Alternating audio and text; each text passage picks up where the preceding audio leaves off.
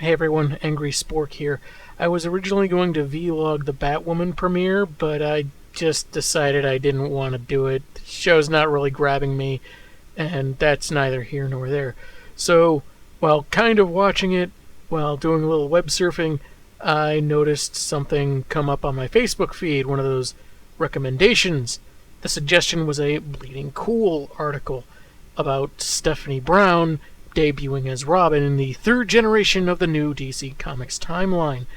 And after perusing some of the existing comments, I clicked on the article and then clicked on another article, and, well, here's the timeline. Having debuted at New York Comic Con, it's really hard to tell what exactly it says from this, and that's kind of intentional. Some of it is already redacted, and like I said when I first vlogged about this, I didn't have a whole lot of faith in it because of the people behind it. Now, I'll probably do another vlog about the more fleshed out timeline when it debuts without the redactions and so forth, but I wanted to point out a couple things. It says that Generation 3 starts with Crisis on Infinite Earths, and it says here that in the 9th year of the third generation, around the time of Identity Crisis, Stephanie Brown debuts as Robin. It doesn't say anything about her being spoiler, so I'm guessing that might be part of the redacted portions, in which case, that's fine. I do think that it's important for her personal journey pre-Flashpoint that spends time as her own hero on the outskirts, being ostracized from the Bat family, but then kind of gets a chance to legitimize herself as Robin, only to be fired. I think that is important for her journey when you look at it as a whole.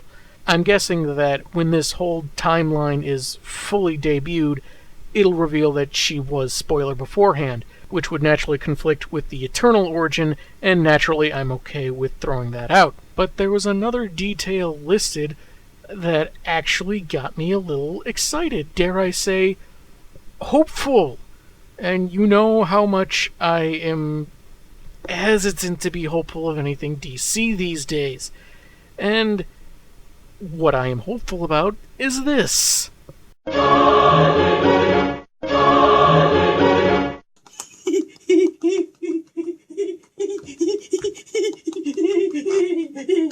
No Man's Land. Cassandra Cain debuts as Batgirl.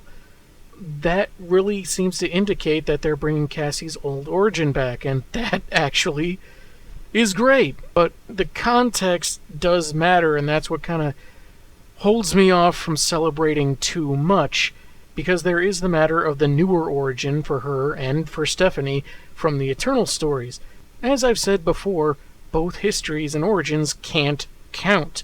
You have to pick and choose, and the initial takeaway here is that they've chosen pre-Flashpoint, the smart option. But there's still a matter of how does this mesh with what's happened since the Eternal books?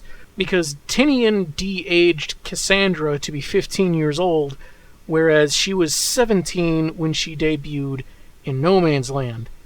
And you can't have her be 17 during No Man's Land in Generation 3 and 15 in Generation 4, which is the current continuity post-Flashpoint.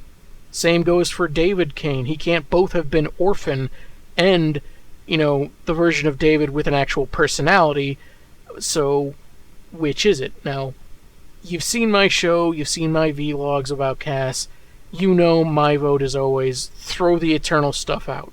I think that Cain and Cluemaster as characters are better off alive with their pre-Flashpoint iterations rather than this, let's kill our daughters and then get our throats cut and die pointlessly deals they got with the Eternal stories.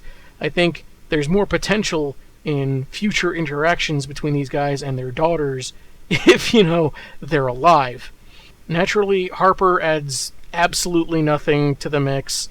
By all indications, it looks like she's no longer part of their origins, much less the epicenter, so let's keep it that way.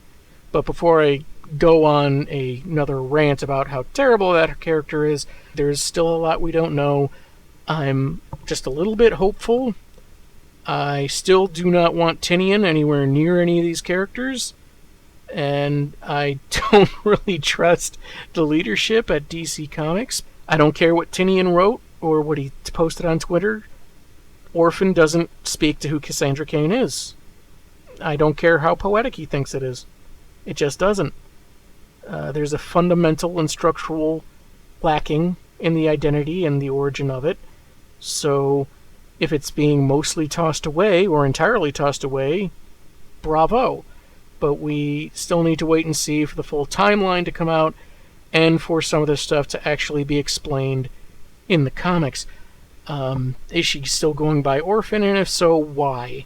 Because Black Bat was a much better name for her, and I think that there's a good opportunity to really fix what you needlessly broke for a change.